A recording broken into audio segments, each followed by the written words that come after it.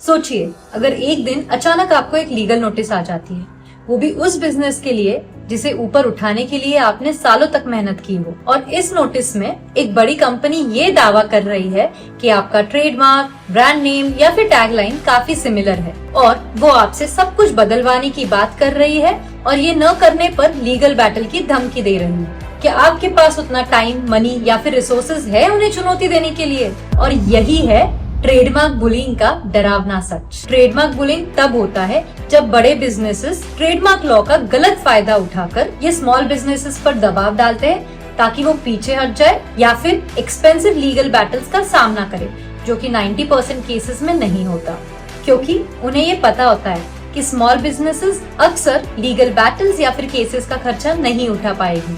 इसका एक best example है बिग बास्केट और डेली बास्केट का। बिग बास्केट ने बास्केट केवल ये शब्द इस्तेमाल करने की वजह से डेली बास्केट को नोटिस दी थी। उसमें ये कहा गया था कि डेली बास्केट को अपनी सारी गतिविधियां बंद करनी पड़ेगी और उस पे ये आरोप लगाया था कि डेली बास्केट ने जानबूझकर अपना नाम बिग बास्केट जैसे बनाया है। फिर एक अनयूजुअल बात हुई। डेली बास्केट ने bigbasketisabully.com इस नाम की वेबसाइट बनाई, जिसमें उन्होंने अपनी निर्दोषता का सारा सबूत पेश किया। इसके बाद बिग बास्केट ने एमिकेबली यानी फ्रेंडली तरीके से इस मैटर को हल करने का निर्णय लिया।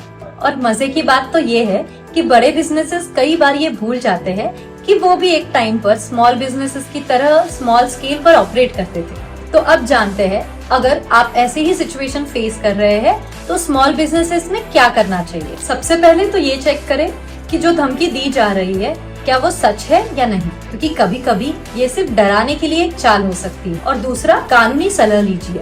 एक आईपी प्रोफेशनल आपको ऐसे कॉम्प्लिकेटेड मामलों में जरूर हेल्प कर सकता है।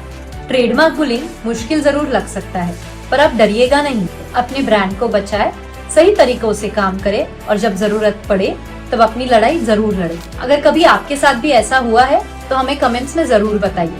और ऐसे ही एजुकेशनल कंटेंट को और जानने के लिए फॉलो करें द लीगल लैब।